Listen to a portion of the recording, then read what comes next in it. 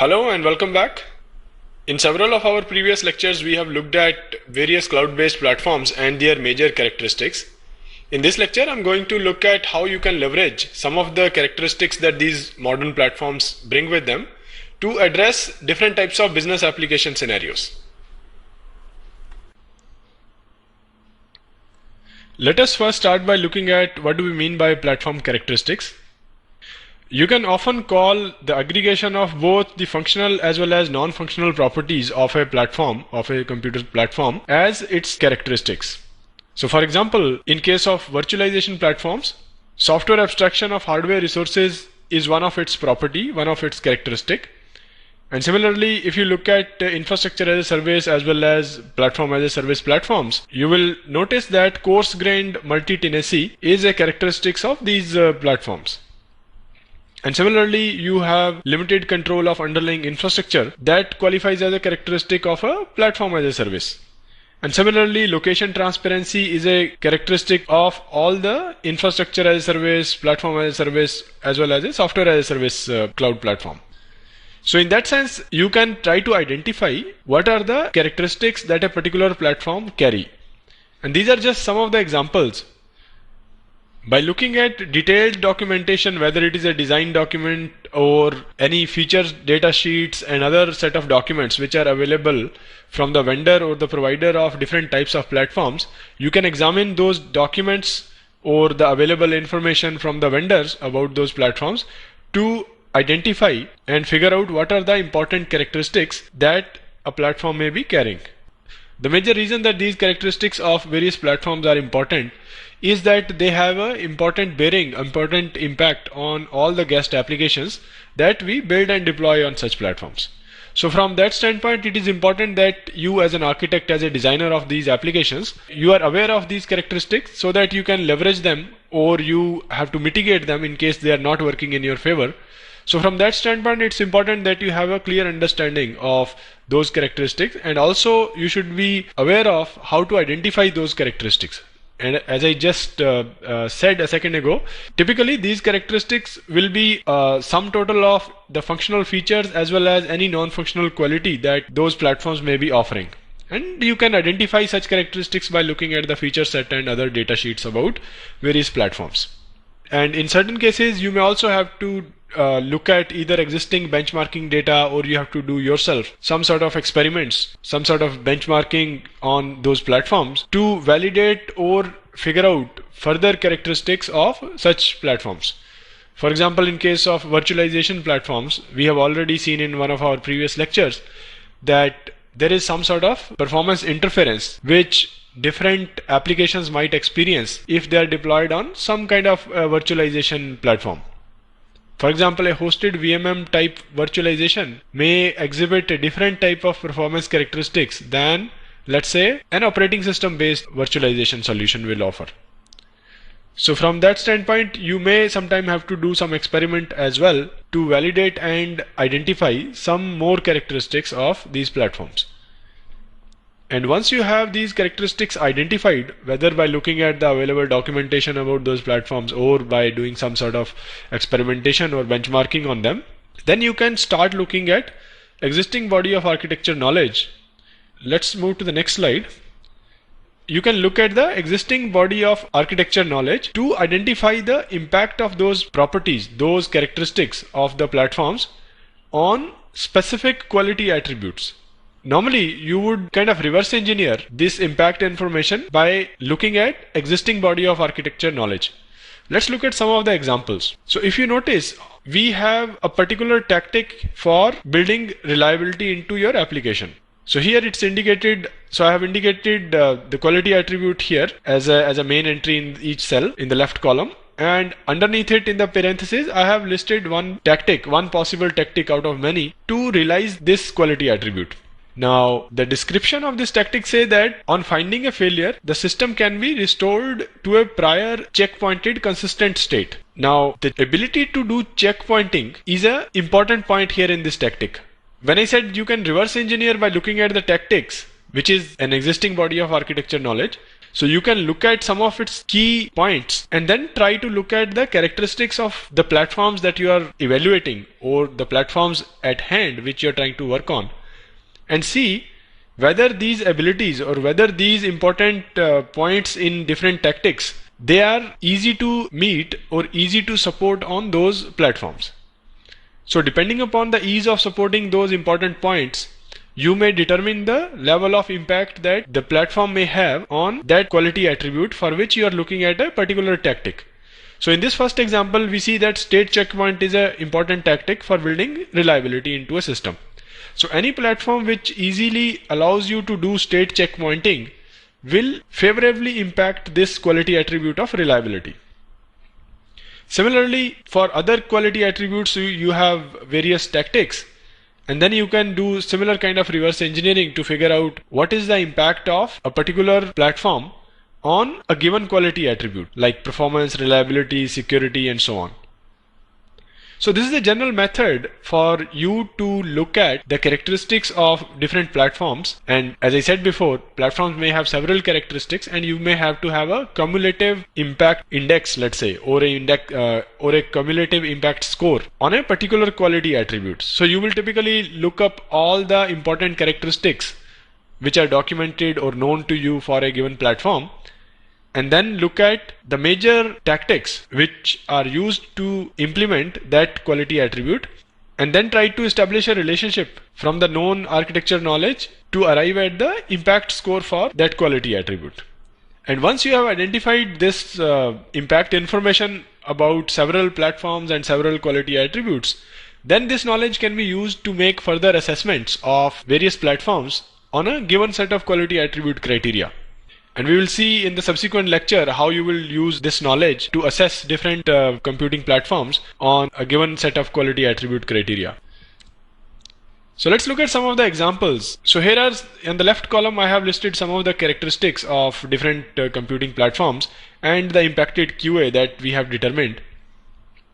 So software abstraction of hardware is a very important characteristic which is primarily coming out of virtualization. And since most of cloud variants depend on virtualization for offering their services and implementation, so this impact is valid for all those platforms.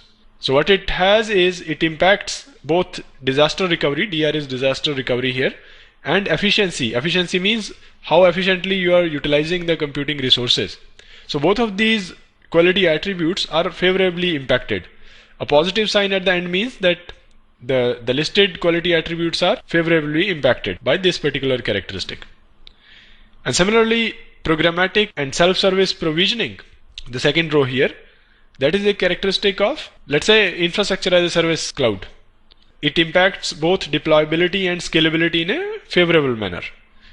Because if you look at the tactics or the major tactics that you can use to implement scalability into applications, if you have some ability to provision more resources in a programmatic automatic fashion, then you can add more resources without any human intervention. That means your scalability is easy to build on those platforms.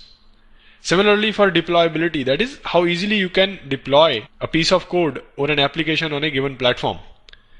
So here again, if you can provision the resources in an automated fashion without any human intervention, that will be a desirable quality. So any platform that offers this kind of quality has a favorable impact on these quality attributes. And similarly, we have already seen VM/resource checkpointing and taking snapshots. You can do similar analysis. It will favorably impact the availability, disaster recovery, and reliability. And another important thing is lack of computing assets custody. In case of cloud platforms, if you noticed, the end user loses custody of the data assets. And obviously, this adversely impacts the privacy and security, as we have already seen in some of our previous lectures. An additional characteristic of the cloud-based platforms is that there is a relative anonymity behind the subscription and usage. What it means is that when you subscribe for a cloud service, for example, you sign up for Amazon Web Services account to subscribe to use their various services, or for that matter, Azure or Google Cloud Services. All they usually require is that you have a valid address and a credit card and a phone number. Usually they will call back to verify that somebody really has the phone number in possession, and they verify your identity in a relatively simpler manner. and somebody may misuse it, and from that standpoint it is having a negative impact on the overall security. So similarly, you can look at larger set of characteristics. You can identify more characteristics. In fact, they are already identified in some of the literature that exists today, and there has been impact information already determined for those characteristics on various quality attributes. You can study those. But at the same time, you can also try to do more experiments, or you can also try to identify more characteristics and see how it impacts different quality attributes and in different scenarios. So you can make use of all this information to address different application development scenarios. So we'll look at some of those in subsequent files, where we try to make use of some of these characteristics to come up with some solutions for commonly occurring problems. For example, we'll look at how to implement failure recovery at a platform level. And similarly, we'll look at a few others, like co-locating different tiers of an application on a single physical host, but still keeping them isolated, and selective request / computation transfer. So these are some of the tactics that we'll go over, which have been implemented by leveraging the characteristics that we identified of various cloud-based and virtualization platforms. So let's look at the first one. What it does is it tries to co-locate different tiers of a application that you might have built. One of the example scenario could be that you have an application which consists of multiple tiers, for example, an N tier or a 3-tier web application. And there is some data exchanged over the wire between tiers. And obviously this is costly in terms of the communication overheads. And also you have to manage different tiers, assuming that these tiers are typically deployed on separate physical hosts, which may be separated by a firewall and so on. So due to various reasons, often you will do this kind of a tiering segregation to allow independent scaling of each tier, number one. Or there could be security issues that may be forcing you to segregate these tiers. For example, you may be separating your database by putting a firewall in between. And the other tiers, like your, let's say, application server or a web server, may be in a DMZ, like demilitarized zone, where there is slightly less restriction on how somebody could access those hosts. So these may be some of the reasons. So the requirement is that you still want to keep some isolation amongst the tiers of the application, but at the same time you desire that the overheads which are coming along with these isolation on different physical hosts, you want to minimize them. So how do you solve this problem? By using some of the characteristics that you know of, let's say, virtualization based platform. So this is a logical view of the solution. So before I get into the details of this logical view, what we are using in this particular solution is the property of a virtualization platform which offers physical resources as software entities. That is, all the physical resources are abstracted out as software entities which are available for you to manipulate in a programmatic manner. So that is the main characteristic which hold this whole solution together. The key point of this solution now is that the different tiers that your application may have, you host them as different virtual machines on the same physical host. In this case, I've just shown 2 virtual machines, but there may be more. And this is your physical host, the entire thing. Now, at the bottom, you have physical infrastructure, and on top of it, you may have a virtual machine infrastructure, virtualization layer infrastructure here, which may be offering the physical resources as virtual entities. Like you have virtual disk pool or virtual memory pool and virtual CPU pool, which different virtual machines may be using. And this virtualization layer may be optimized or configured to exploit the co-location. So let's look at an example. Let's say you have an application which consists of 3 tiers or 3 components. One may be an application server, and second could be a file server, and third component may be let's say a PDF document converter. So your application is such that it has to take some user requests, and based on the requests context, it may be trying to convert some files, let's say HTML files, into PDF files. And this kind of functionality it is doing by using these components. You have an application server where your application is deployed. Let's say it's a web-based application where you upload, let's say, a bunch of HTML files or some Word documents even, let's say, and it converts them, let's say, into PDF files. So this application server has to receive the files, put them on a file server from where a PDF converter component will pick up those files and tries to convert it and places it back in the results folder, whose link may be finally passed back to the client via the application server. So if that kind of functionality is there, and if you have segregated each of these tiers, maybe deployed on separate machines, let's say, then obviously there is a overhead of, first of all, managing these 3 physical hosts. And then there is also a communication overhead when you try to send and exchange data, these files between all of these tiers. Now what you could do is you could create 3 physical containers. Let's say you're using operating system based virtualization, where you can use a union file system or an overlay file system to define a particular path where each of these tiers may be storing their files. So it's behaving like a classical shared memory tactic, but here in this case we are using it at a virtual machine level, where we have used union or overlay file systems to define a particular path where each tier places its data, both input as well as output, so that they avoid the round trip through the entire networking stack.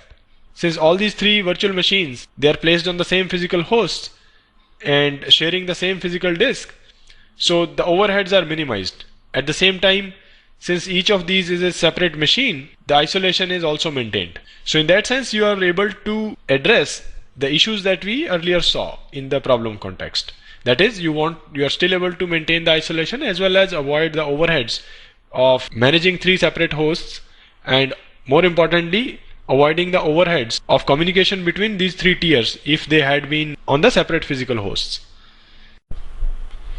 Let's summarize what we have seen so far in this lecture.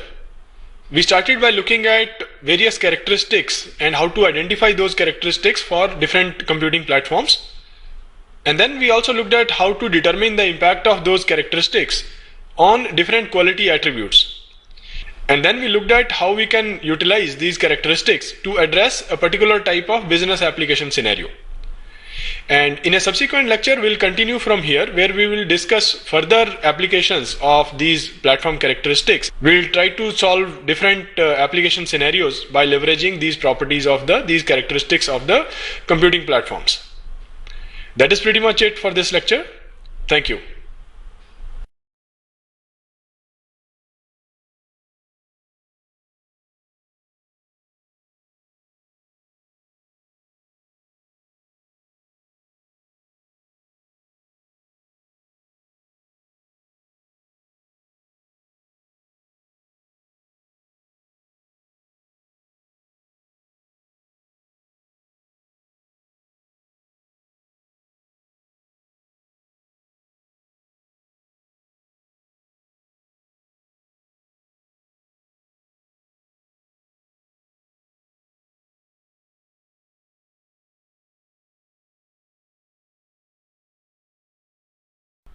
Hello and welcome back. In our previous lecture, we looked at how you can identify different characteristics of various computing platforms, and also how you can determine their impact on guest application quality attributes. And we also looked at one scenario where you could use this information to address a particular business application scenario. And we'll continue from there in this lecture and see how you can further apply this knowledge to address some of more application scenario. So let's look at another scenario here. Let's say you have an application which you have built and deployed in-house, and for most of its requests it is able to meet the quality of service requirements. Let's say it is able to process the computation within 3 seconds, let's say. But there may be certain requests for which it might require much more resources to compute the results, and it may take much longer time, and in which case it may impact the overall quality of service for other clients, other requests that it may be serving from different clients.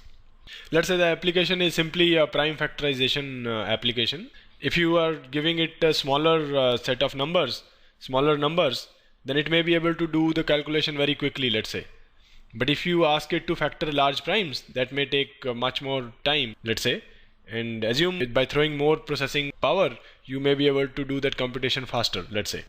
From the functionality standpoint, your functionality hasn't changed. You're still trying to factor primes, but you need more processing power for doing a larger factorization.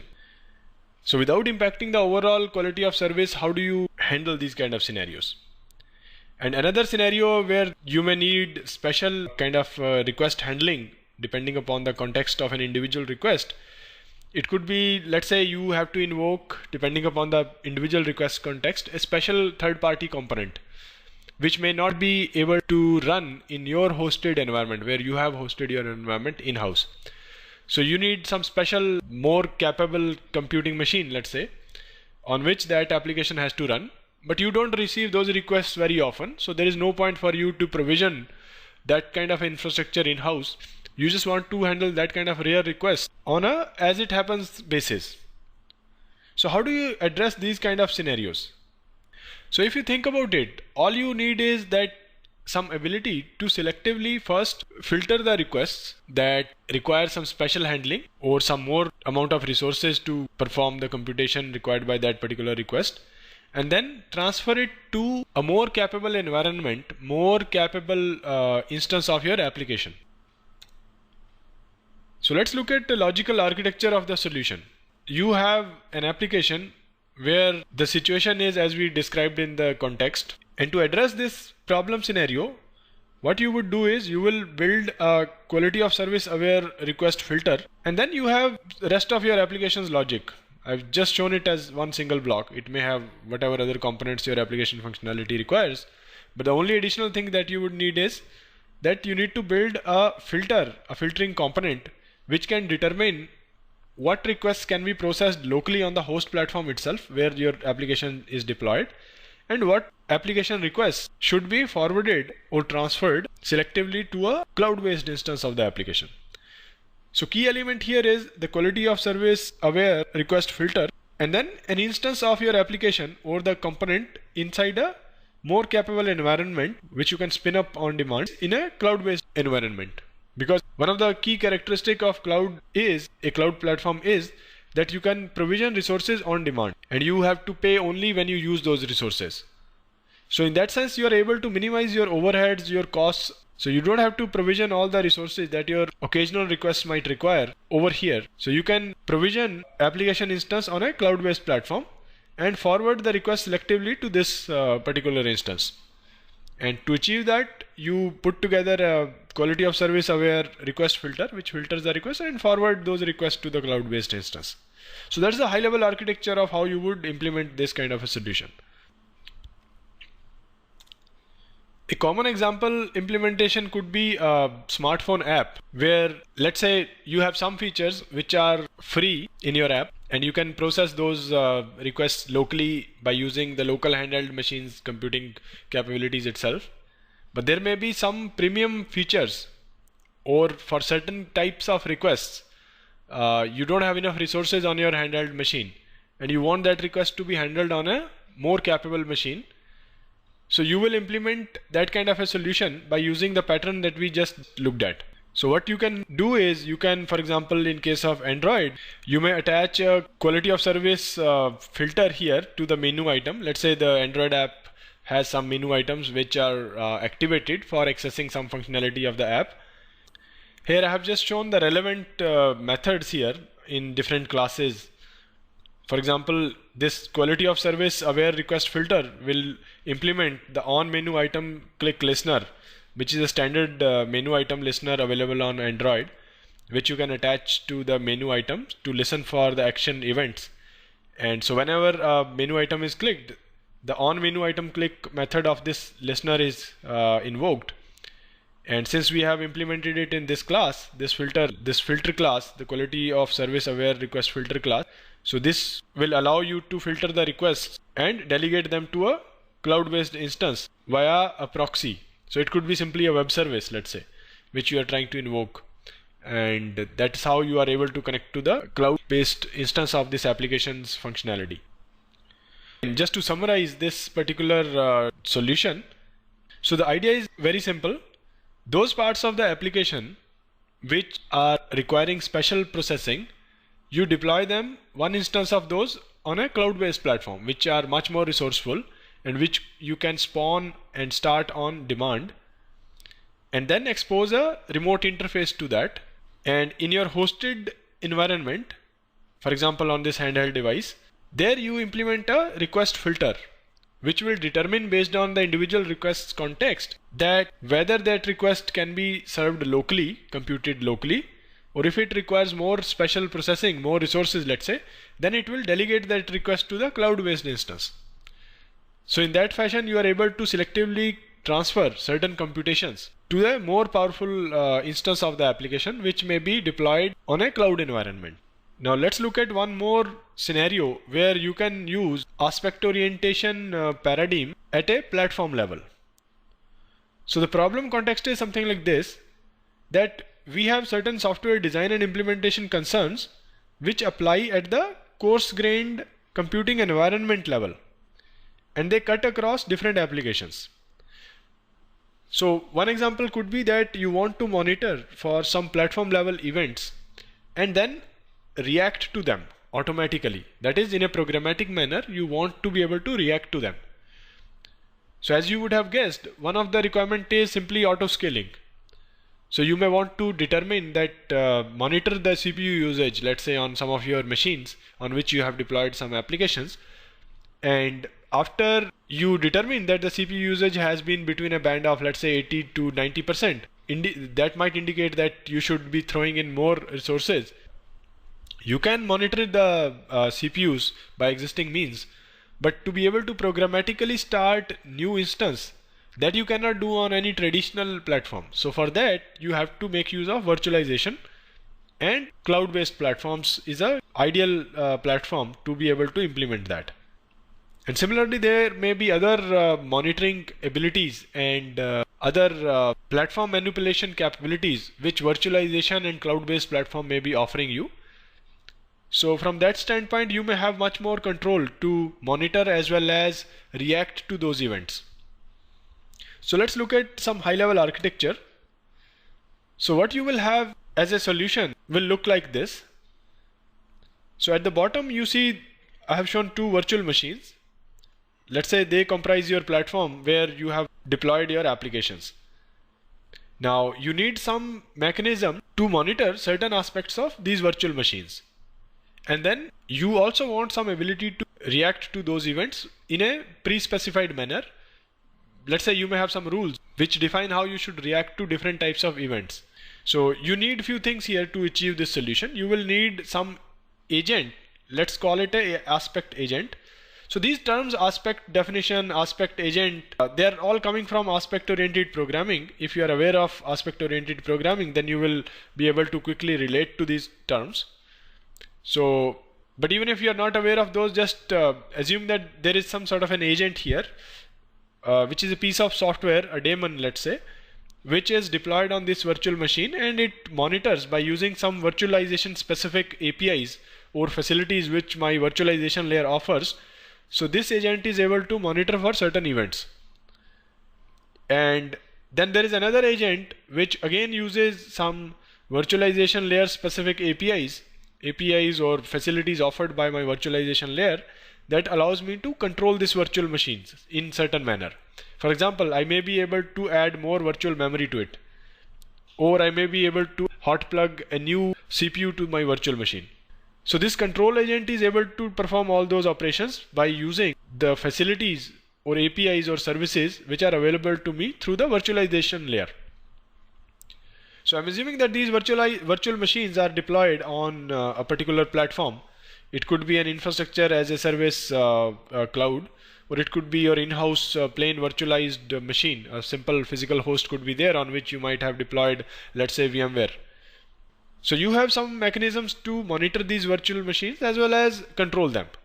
So you deploy these agents, and there is a separate agent here, a service which is reading some rules which I call aspect definitions. Let's say it may be a simple XML file in some format where I specify some rules saying that, let's say, CPU usage on virtual machine X goes beyond 90%, then you want to do something with it, which may be adding new CPU or starting altogether a new virtual machine instance from a previous snapshot of that virtual machine, and any other actions that are possible. So the idea here is that you have certain agents which allow monitoring of the state of the virtual machine or even the application, this monitoring may not be just the infrastructure indicator monitoring. You may also be monitoring application specific statistics by using this agent. So you specify all those rules here in aspect definitions. And this service is another component running separately, which has loaded all these definitions. And by constantly receiving the monitoring data from all these virtual machines, this platform aspect service is able to look at the current state of each virtual machine and react according to the definitions. And how does the reaction happen? That happens by virtual machine management APIs, which I have shown in the dotted line. So this VMM APIs, this VM management component here, this talks via VM control agents. For example, it may simply be, let's say, stopping or starting a virtual machine. So in that sense, you are able to react to certain events for which you monitor by using these agents, and they leverage the properties of virtualization layer to look at infrastructural events as well as application level events. So the key points of this solution are: number one, we are using simply an observer pattern. If you are aware of some design patterns, we are just observing. So these virtual machines are nothing but observable objects in a way. And this platform aspect service is observing all of these. And then it is using feedback control tactic to react to the events that it has observed. So that's the crux of this solution. But the beauty lies in the fact that we are able to use the virtualization layer's capabilities to manipulate the entire platform level configuration of the application. That is, you are able to add more computing resources in a programmatic manner, which was not possible with the physical machines. Like, you cannot simply add a new CPU to a running machine. It's not possible to do on a physical machine. You have to switch it off and take the cabinet out and then put a new disk or new CPU or new module of memory. Whereas in case of virtual machines, you can hot plug more memory, more CPU and other resources. So let's look at the example implementation of this solution. Let's say you have a Java based application which implements some long running tasks, and we are monitoring the status of this application by using JMX APIs. JMX API is Java Management Extension APIs, by using which you can monitor the status of different Java objects in an application. And we have implemented a monitoring service which again uses JMX APIs to monitor the agents here, the application here. And this agent, this monitoring agent which is running in the virtual machine along with the Java application, it notifies the checkpointing service. And we have some policies here which dictate that if a particular status is determined for this application, we should restore the previous snapshot of that particular virtual machine and start the application from that point on. So essentially we are trying to build a failure recovery mechanism here, which is dependent on certain states of the application, which might indicate a failure scenario. We make use of virtualization specific APIs, which in this case happen to be VirtualBox API, management APIs, to take snapshots of this virtual machine and restore them back.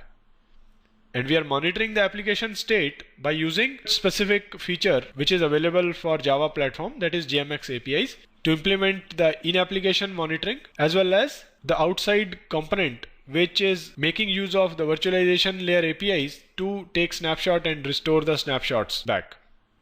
So in summary, this solution here, this example implementation is, all it is trying to do is, it is trying to monitor a Java application for certain statuses, which can be a failure status, let's say. And then if a certain condition is met, then it tries to restore the previous state of the virtual machine and start the application again from that point on. So let us summarize our overall lecture discussion here. So we started with looking at the importance of platform's characteristics and why it is important to understand those characteristics, and we have already seen some of the examples. So main reason we want to identify and understand these characteristics is, first we want to understand their impact on the quality attributes, and then we also can leverage those characteristics to address certain application scenarios. For example, we saw some of the scenarios where we could provide better failure recovery mechanism. In the last example, we saw how you could do a failure recovery mechanism which is applicable at a platform level. And similarly, those characteristics, the impact of those characteristics on different quality attributes of guest applications, that can be used to assess the computing platforms as well on a set of QA criteria. And we'll see more details on how to do assessment in one of the subsequent lectures. And that's pretty much it for this lecture. Thank you. Hello and welcome back. In several of our previous lectures, we have looked at the characteristics of various cloud computing based platforms. We also looked at how to determine the impact of those characteristics on the guest applications in terms of the impact on their quality attributes. Now, this impact information is very important if you want to assess different computing platforms on a set of quality attribute criteria. For example, let's say someone asks you to find out what is the best platform which supports the following four quality attribute requirements. First one is security, second one, let's say scalability and modifiability, etc. And the platforms that you're trying to compare are, let's say, platform as a service, infrastructure as a service, and some plain virtualization based platform. So how do you assess which one will support these four quality attributes taken together? Which one will give the best option from these three platforms? So in this lecture, we are going to discuss a method which you can use to do this kind of a platform assessment given a set of quality attribute criteria.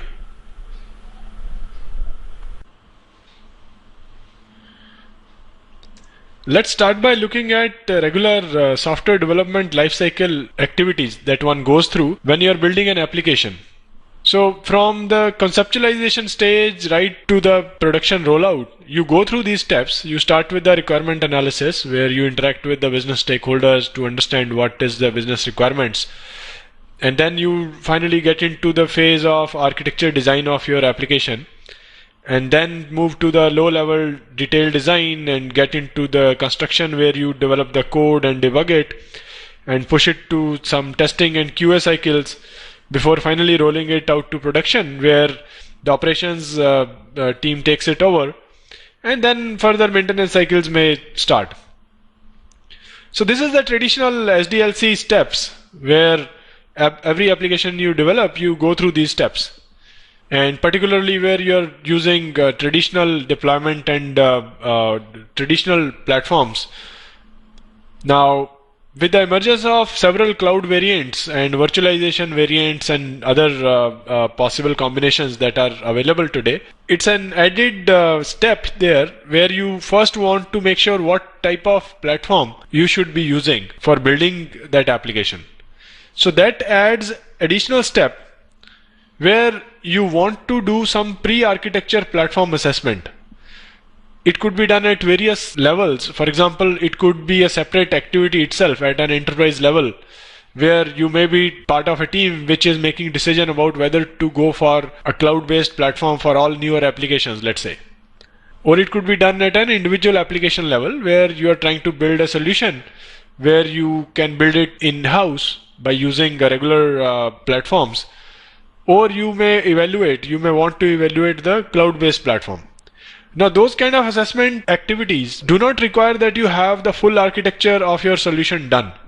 So it's a slightly separate digression from the regular path of requirement analysis, architecture design as we just saw. So you're doing this platform assessment in the inception phase, perhaps, before you actually get into the full-fledged architecture design. So in order to do this architecture assessment, you have to understand, as we saw in one of the previous lectures, the characteristics of various platforms which are available to you as options. You may have, let's say, infrastructure as a service as one option. You may have platform as a service, and several variants, several offerings may be there of different platform as a service clouds, right? Or you may simply have a software as a service. So you want to have the characteristics of all these platforms known to you. And also you may have, from your earlier phase of requirement analysis, you may have come up with some of the quality of service requirements where you may be able to translate them into some sort of a non-functional requirements, right? So this knowledge of impact of various platform properties on different quality attributes. So you have to have this knowledge in order to make a proper assessment of various platforms. And once you have the platform assessed, then you can make an informed decision about further architecture activities. Okay, so assessing platforms and quality attributes is what we are looking at in slightly more detail now.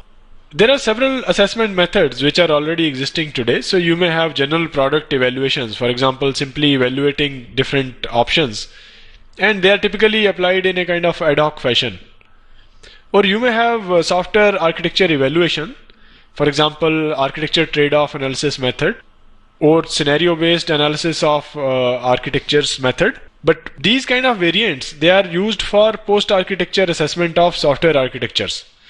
But what we are talking of is something slightly different. We want to evaluate different computing platforms before we get into the actual architecture design. We want to see that at a higher level, when we know some quality attribute requirements, some non-functional requirements about our system or a set of systems that we want to build, we want to see what are the best possible options for building our applications. So these architecture evaluation methods may not be suitable for platform assessment. So you need something different to address this need. So we need a systematic method which can allow you to do a platform assessment before you get into the actual individual application architecture design. And often this assessment of platform is driven by the guest application's non-functional requirements. So this is a method that we have proposed. It involves some 4 steps here, and on the left I have highlighted the inputs to each step, and then what are the outputs from individual steps. So let's say you have a set of platforms to evaluate. That is one of your inputs to the very first step. And then you also have identified the platform's features and other architecture documents. You need these artifacts, the number 2 here, to be able to identify the characteristics of the platforms. So the first step is to identify the platform's characteristics itself. That is, the output is the set of characteristics for each platform. Then the second step you do is you identify the impact of these characteristics on the quality attributes. So here again the input is characteristics of various platforms that you identified earlier, and then the architecture body of knowledge, that is existing knowledge about various tactics or design patterns or other best practices which are known to you from your experience or other sources. So you have that as an input, and then you have a set of quality attributes on which you want to evaluate these platforms. So as we saw in one of our previous lectures, you could reverse engineer the impact information by looking at the platform characteristics and the architecture body of knowledge. We saw an example of reliability where one of the tactics was to do snapshots. If your platform allows you to do easy snapshotting, so you could increase the reliability of your application. So any platform which offers this easy snapshotting capability will favorably impact the quality attribute of reliability. So in that way, you analyze the platform characteristics in light of the existing body of architecture knowledge and determine the impact of these characteristics on various quality attributes. So as an output of step number 2, you get a impact matrix which tells how different quality attributes are impacted by various platforms. And as a next step, you assign the importance to various quality attributes based on whatever are your requirements. So you may say that I am evaluating these 3 variants of platforms, let's say infrastructure as a service cloud, platform as a service cloud, and your, let's say, plain virtualized platform. So you're evaluating these platforms on criteria of, let's say, scalability, maintainability, and disaster recovery. And you will also tell how important is each of these criteria with respect to each other. So you may say scalability is the most important criteria, and the second most important is disaster recovery, and then finally third most important is maintainability. So in that way you have this set of quality attributes on which you are trying to assess these platforms and assign them a weightage. So here the input again is set of evaluation quality attributes and the importance rating for these criteria. So that is the input to your step number 3. And again you get an output which is evaluation QA criteria weightage matrix. And then finally in step 4 you apply some sort of a multi-criteria decision making method. One of them is TOPSIS. It's a fuzzy method using fuzzy sets theory, and it takes 2 inputs. One is the QA impact matrix for platforms and the evaluation criteria, and gives you a ranked list of the platforms. Ranked in the sense which is the best and which is the worst.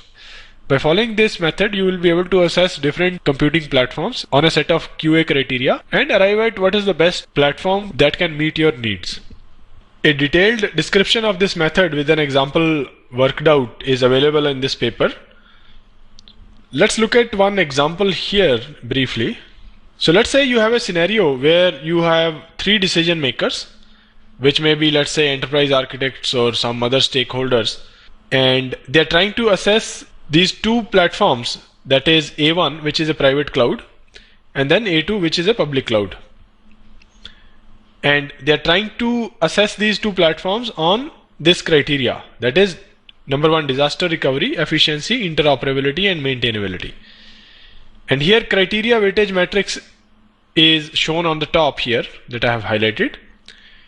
And they use some linguistic variables like H to indicate high, M to indicate medium, and so on. So they indicate various ratings and weights.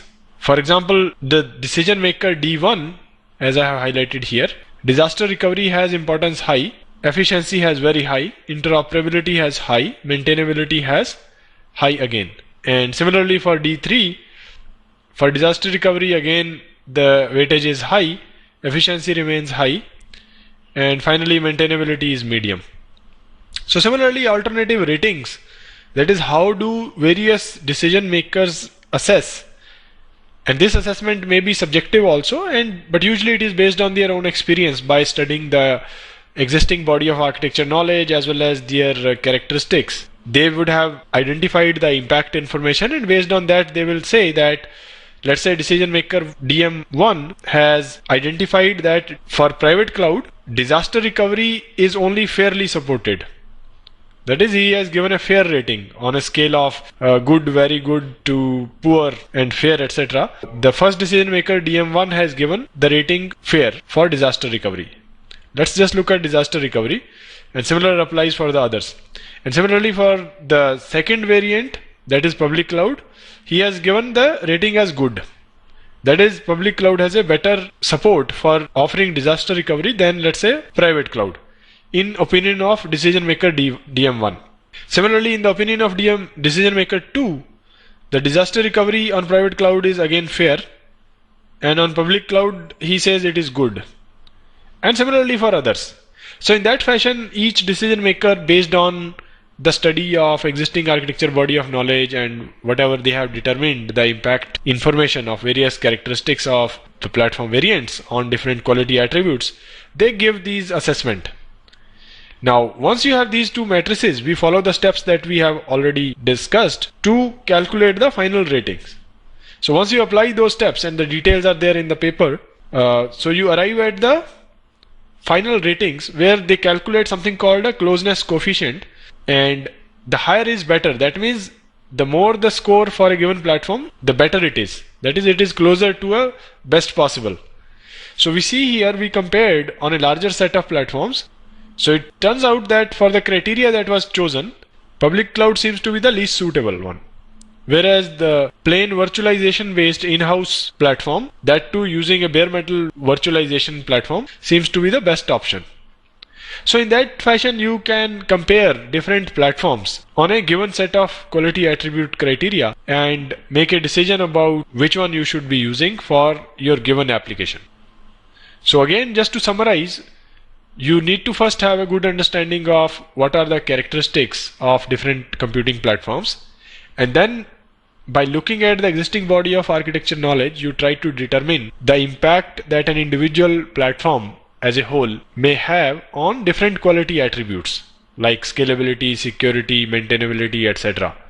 So once you have this information, then you can assess different platforms for a different set of criteria. So you may be able to make decisions like where you have to say which platform out of, let's say, public cloud, private cloud, or a platform as a service, which one out of these is best supporting, let's say, security, maintainability, and scalability taken together, where you can give ranking between these quality attributes, saying that security is the most important to me and then scalability is next most important, and so on. Given this kind of a criteria, of various non-functional requirements or quality attributes, what platform will satisfy these requirements the best? So if you want to make these kind of decisions, then you can use the method that we discussed and make the assessment of which platform you should choose. So that is pretty much it in this lecture. Thank you.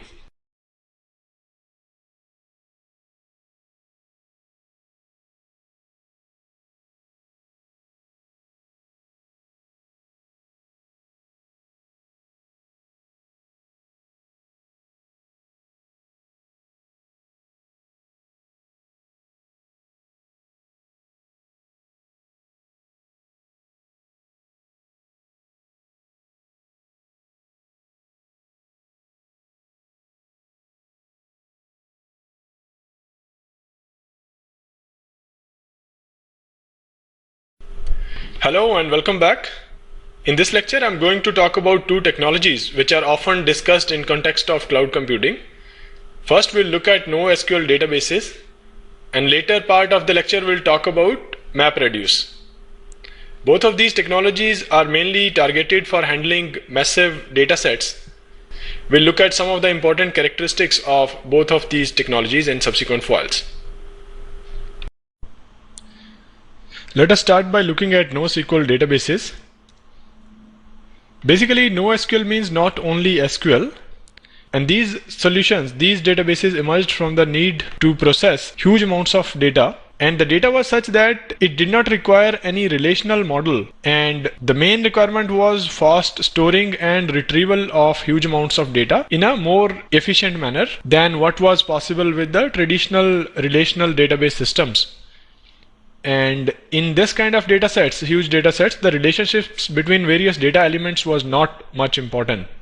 And example use cases for this kind of data sets were internet server logs, social media posts analysis, and analyzing large sets of remote sensing data received from various satellites and other sensors, and other data sets like stock market feeds from different stock exchanges.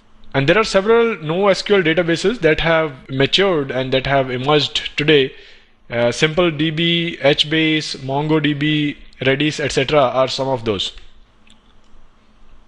So as I said, the NoSQL databases started becoming popular from early 2009, and mainly they were targeted for addressing web-scale data storage needs.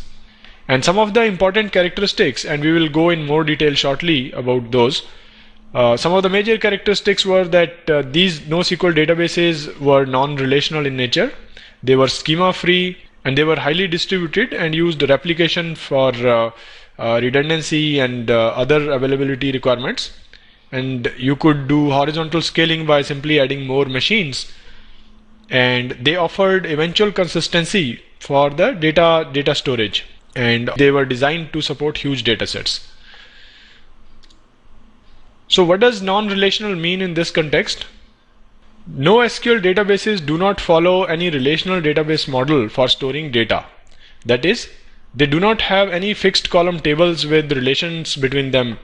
For example, you may have in a typical relational database management system like MySQL, Oracle, etc. Your applications may have to define schema where you will create tables and establish relationships between those tables.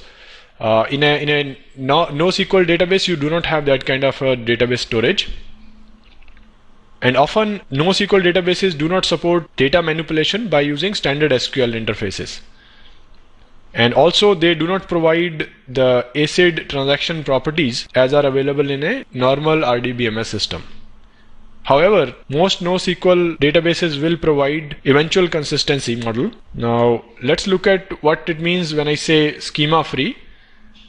It means that NoSQL databases do not follow a fixed schema for its various entities.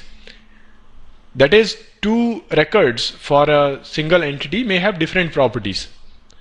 And often it is the application code that defines the schema.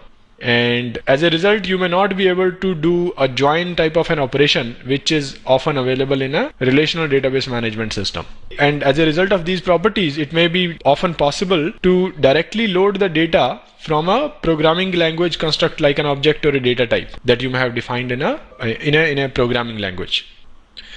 To give you a quick example, what does schema free means? Let's say in a regular relational database management system, you may have an entity called person, which is modeled as a regular table, which may have, let's say, a primary key column, and then you may have a first name column, and then let's say last name column, and then let's say age, and you may have different records here in this table, such that each record here, like primary key, let's say 1, 2, and 3, all of these records which this table contains, they have all of them, each record has these 3 same properties. Whereas in case of a NoSQL database, your entity does not follow a fixed schema. So you may have things like, you may have a key column, let's say key attribute specified, and then you may have, let's say, first name as before, and then you may have, let's say, last name, and then you may have age. So first row may have, let's say, just these 2 properties defined. The second one may have just this one and the third one defined. Third one may just have last 2 defined. It doesn't mean that this is null. What I'm saying is that the storage space, let's say, that is taken only by these. The particular instance of person here, let's say this also defines the entity named person. Here in this case, this third instance of the entity person has just 2 properties defined, let's say. Whereas the second one has a different set of 2 properties. The first one may have all the 3 defined. And contrast this with the RDBMS case. Here, all the records in the table will have to have the values as per the definition of the table. They may be non-nullable. All of these columns may be non-nullable, in which case all these values for each record, all of these column values for each record have to be non-null. So that's what we mean by schema free. That is, 2 records can have different properties. It's not just the different values. Let me underline this fact. It is actually different properties. So that has to be taken note of. Now, we also said that the NoSQL databases are highly distributed and use replication for high availability. So the main reason is that the primary goal of NoSQL databases is to provide scalability for the applications. So they are designed ground up for that. And to achieve this, often you will have the data partitioned and put on different machines. And this allows easy horizontal scaling. That is, you can simply throw in more machines into the cluster and it automatically scales.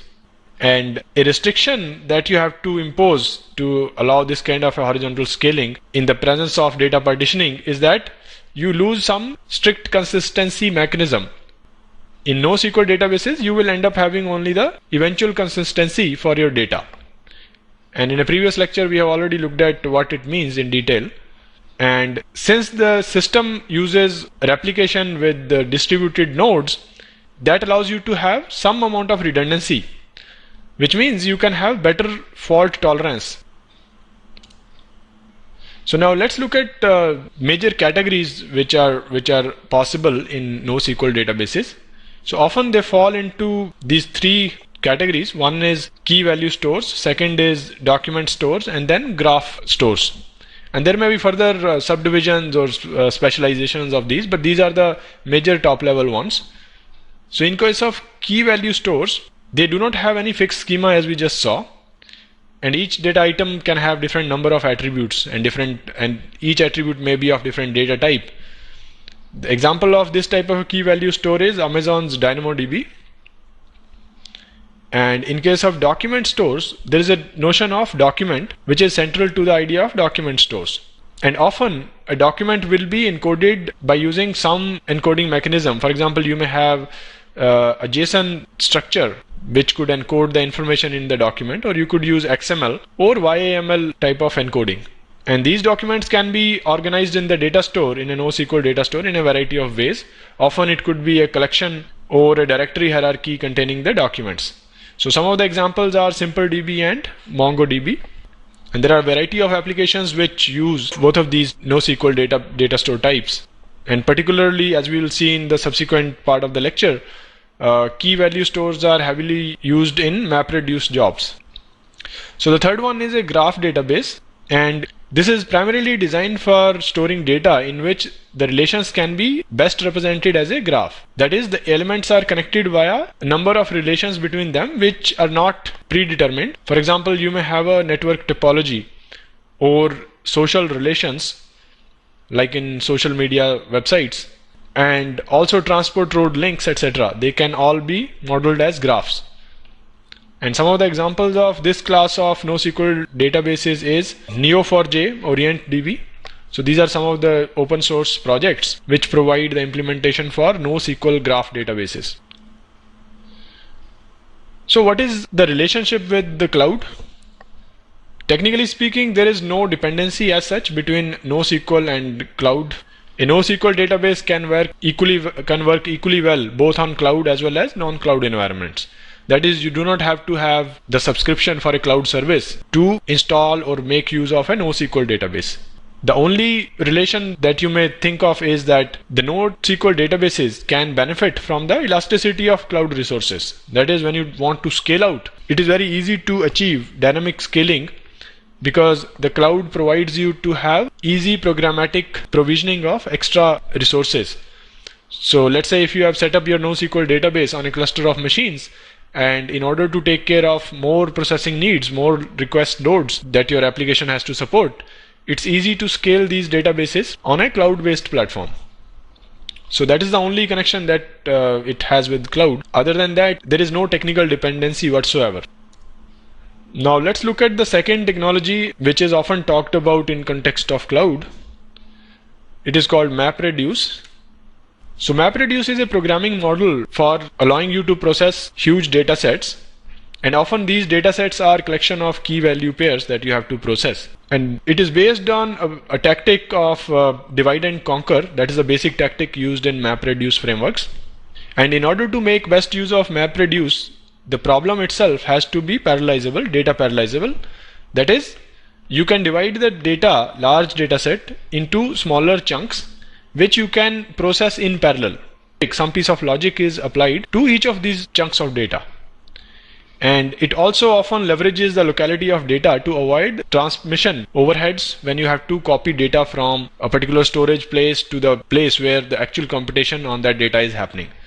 So often there are frameworks like Hadoop which try to put data closer to the processing elements so as to avoid the communication overheads that are involved in transmission of data. So what are the logical steps? At a high level, it has just two steps. First is called map and then reduce. Typically in the map step, a large input data set is taken by some piece of code, often the driver part of your code, the driving part of your code, and it splits the large data set into smaller subsets. And the smaller sets are distributed over some worker nodes. And it can actually happen in a hierarchical manner. That is, these worker nodes may still further divide the chunks into even smaller chunks. And each worker node basically runs some logic, some computation on it, and reports the results back to the master node. And then in the reduce step, what happens is the master node combines all the results that it has received from various worker nodes and generates the output. And again, this is a very high level view of what happens in the typical steps in a MapReduce kind of a program. Now let us look at one example scenario. So in this case, we are trying to count the words in a set of text documents. So let's say you have an input which comprises of two files. The first one, let's say, says this particular text line, and the second one has this piece of text. And we want an output which gives us the occurrence of word in each of those files. For example, with this sample data input here, as I have indicated, the expected result is like this. Now, in a MapReduce implementation, this is how the pseudocode will look like. So you will have a map function that the user has to provide. And then you will have a reduce function which looks like this. There are several implementations that are available for MapReduce. One popular open source implementation is Hadoop from Apache. So I have not gone into details of how you would set up Hadoop on a cluster of nodes and what are the setup related steps involved. But from the user standpoint, from the developer who is trying to use this framework, all you have to focus on mainly is these two functions, writing these, modeling your problem such that you are able to extract it into these two functions. In the first one, you will, in our example, what you will do is in the map function, you will take the individual files and try to count the word. For each word, you will emit on each occurrence the number 1. And in the reduce step, what you will do is you will have the word, which is the key here, and the values will be a collection which each of your worker node will have returned, and you just simply sum each of those counts and finally emit the total number of counts for each word. So in that way, you will be able to add the occurrence of each word as you have received by processing all of these input files, which in our case happen to be 2. Let's look at the execution flow, then it will be slightly more clearer. So what happens when the program executes is that the main will execute first, and it will fork to start new worker processes which can possibly be on different cluster nodes. And let's say it starts different worker processes on those nodes, like the worker 1, worker 2, worker 3, and so on. And the input file is partitioned. Input file in our example case was containing some text in which we wanted to count the number of occurrences of different words. And each worker will then read its chunk of data and perform the computation, which in our case happened to be the emitting of the number 1 for each word it encounters. And then it writes the results locally, the outcome of its own computation, to a local storage here. And this is done by every worker for its own chunk of data. So this completes the map phase. And then in the reduce phase, what happens is the worker nodes which are assigned the reduce task, they will be doing a remote read from the storage on which the map phase workers had written their intermediate results. And these workers in the reduce phase, they will be combining the results obtained from different map phase, combining the results obtained from the map phase workers to produce the final output here, which they write onto the output files. So this is the overall flow, again at a higher level. But this illustrates essentially how you use the divide and conquer tactic to divide a huge data set into smaller chunks and assign it to different worker nodes, each of which will do the part of the work and write the intermediate results to their local storage. And then the worker nodes which execute the reduce phase, they will be reading the intermediate results to combine them to produce the final output. So that is the essence of this whole MapReduce framework. And of course, I have skipped several low-level details of how you set up an actual MapReduce implementation, such as Hadoop. And there are several steps that are involved in such kind of a case. But in this lecture, I'm not going to go into those details. So what are the applications? Again, as we have seen, mostly we are looking at massive data sets, such as the processing of web link graphs and web server access logs analysis, etc., and document clustering, for example, or stock exchange feeds. And one of the popular implementation, open source implementation of MapReduce is Apache Hadoop, and it abstracts several low-level cluster management tasks, such as job scheduling, that is, how do you split a large data set and schedule it onto different cluster nodes. These kind of low-level tasks are implemented and handled by the framework itself, and it offers an API where a programmer is required mainly to write a high-level functions where they will code their own map and reduce logic as it applies to a specific problems that they are trying to solve using MapReduce. And what is its relationship with cloud? Again, as we saw in case of NoSQL, technically there is no dependency between MapReduce and cloud. That is, a MapReduce implementation does not require a cloud to work. Basically, it can work equally well on a non-cloud environment.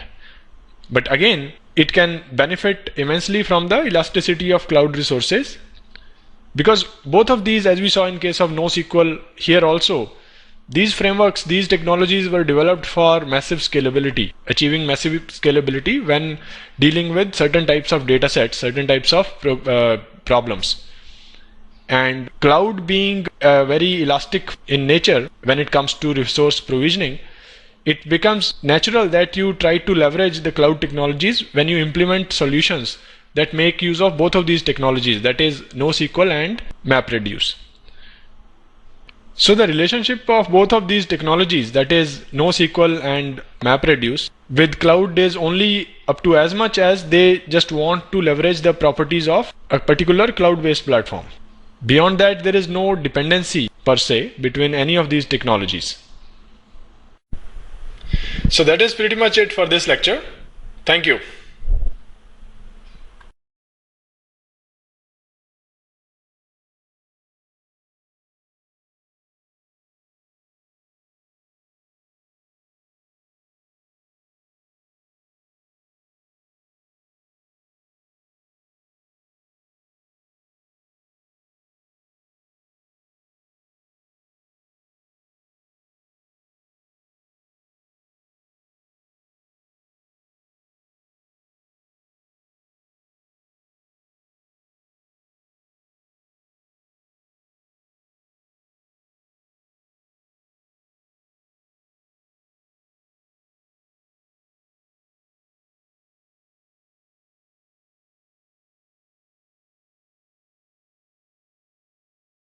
Hello and welcome back. In several of our previous lectures, we have looked at various aspects of cloud computing. Those of you who are already exposed to different forms of distributed computing, they will recognize that cloud computing is nothing but the next evolutionary step from several of the existing initiatives that have been carried out in past several years. For example, utility computing, grid computing, etc. They have existed for past several years and there have been significant work done in those fields. And it is important to understand what are the key differences when it comes to, let's say, the grid computing and the cloud computing. So in this lecture, I'm going to go over some of these details which differentiate these two important computing models.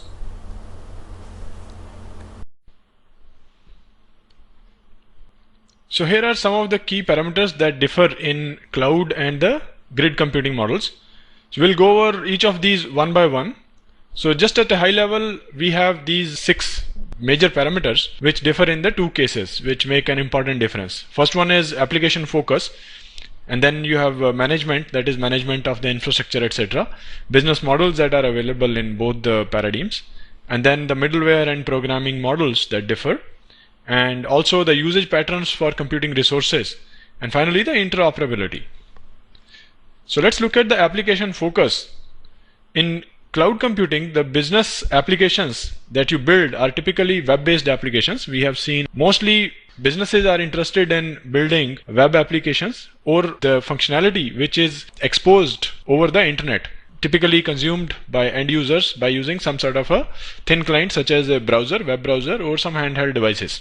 Whereas on the grid, the focus of applications that you build and deploy on a grid infrastructure is basically for the purpose of scientific and research projects where you collaborate amongst different administrative units to do the larger computation by using the grid infrastructure. Now let's look at the management. In case of cloud computing, the cloud infrastructure is operated by using a centralized management model. That is, from the viewpoint of users, there is a single access point with which the users interact to obtain the services. We have looked at examples in different service models such as infrastructure as a service or platform as a service, etc. The users who want to obtain the cloud services, they first have to register, let's say, and thereon they interact with the obtained resource directly, whether they have obtained a virtual machine or their application on a platform as a service kind of a cloud. From then onwards, you have a single point of access. Whereas on a grid, you have a decentralized management of system which spans across geographically distributed sites, and each site has its own independent administrative control on the resources. Whereas this is not the case for a cloud setup. A central control is there. For example, you look at Amazon Web Services. So there is a centralized control on the entire set of services that a vendor like Amazon is offering. Another important aspect is business models. In case of cloud, typically the costing model for the services that you obtain is pay per use, or as they say, pay as you go. Means that you do not incur much upfront costs when you want to obtain the services. You are basically renting it like a utility, and you pay for the resources that you have used, that you have actually used. And that is a fairly standard practice across the cloud providers. And the clouds also offer very crisply distinct service models. For example, software as a service, platform as a service, and infrastructure as a service. These are the variants that we have already seen. Whereas if you look at grid, there is no such fundamental business model. So mainly it is operated in a collaborative manner, where the entities who want to pool their resources into a grid, they come for the incentive of getting a larger infrastructure to work with. Another important aspect is the programming model and the middleware. We have seen that on cloud, you have several different frameworks to set up, let's say, infrastructure as a service. So you may use frameworks like OpenNebula, Eucalyptus, OpenStack, etc. However, there is no standard framework that exists in infrastructure as a service space. Each one of these frameworks, even though they may have a similar architecture at the core, but in terms of the APIs that they expose to the end users for managing the infrastructure or the resources that they obtain, they differ widely. And furthermore, when you go to platform as a service, for example, again you may have different platforms, and each one offering a different set of APIs for the clients to develop their applications and manage the cloud related services and so on. That is, there is no standard across different types of clouds, and the programming model depends on the type of service in case of cloud. Whereas if you look at the grid, you still have here different middleware softwares available, for example G-Lite and Unicore, etc. However, there is a de facto standard across various implementations of different grids, and that is using Globus middleware. And the programming model here is often batch processing and job scheduled, where a dedicated set of resources are available for a particular task which the user submits to the grid infrastructure. And you typically use message passing APIs to perform these kind of tasks. Yet another important aspect is resource usage patterns. In case of cloud, if you look at, the computing resources are virtualized and they form a homogeneous layer in any given cloud setup. For example, in case of infrastructure as a service cloud, when you want to set up an IaaS cloud, you will use some sort of a virtualization technology to abstract out all the underlying hardware and expose to the higher layers a uniform set of computing resources from which you can create different virtual machines of different sizes, and end users can be given those virtual machines to use. And all of this, as we just said, is operated under a central control of the cloud provider. Whereas if you look at grid, the computing resources are fairly heterogeneous in nature, and all the hardware and software, etc., that is used in a collaborative manner. And finally, interoperability is another important aspect. If you look at cloud, vendor lock-in and integration still remains an important issue in cloud. For example, if you build an application on a Google App Engine, which is a PaaS platform, that, let's say, will not work on a different PaaS provider. For example, VMware Cloud Foundry. You may not take your Google App Engine web application and simply put it on VMware Cloud Foundry's platform and expect it to work. That may not happen. So in that sense, there is no standard across the cloud providers dealing with the similar kind of stack. In this case, we were talking of Google App Engine geared towards web application development. So the APIs and tools and other technologies that Google App Engine is offering is different from several of the other PaaS platform vendors like Microsoft Azure or even VMware Foundry and so on. So in that sense, you don't have any interoperability or portability of your applications from one vendor to another. Whereas if you look at grid technology deals with this problem, and between providers, you will be able to make your applications work. So in that sense, the situation is slightly better in case of grid than in case of cloud as it exists today. So I hope that these points help clarify the important differences which exists between these two important computing platforms, and they will help you understand the cloud computing platforms slightly in a better way. That's pretty much it for this short lecture. Thank you.